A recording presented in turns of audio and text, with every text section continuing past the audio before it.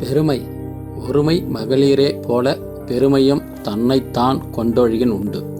குறளடம் பொய்யாமொழி திருவள்ளுவரிடம் பொய்யில் புலவர்.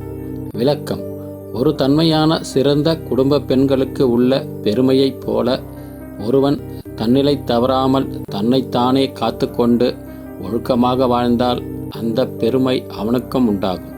இதை ஒரு வார்த்தையில் சுருக்கமாக சொல்ல வேண்டுமானால் பெண்ணும் பெருமையும்.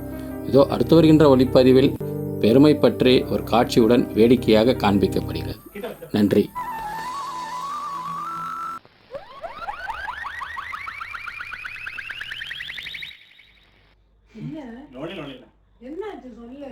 ஆன்லைன்ல ஒரு வீடியோ பார்த்தேன். இந்த தலையில கை வச்சா அவன் மைண்ட்ல என்ன ஓடுன்றது எல்லாத்தையும் வந்து காமிச்சது.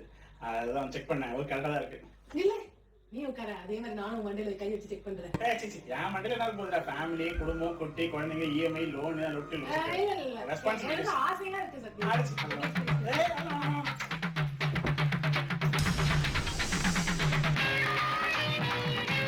அவன் இன்னும் திருந்தல மாமா.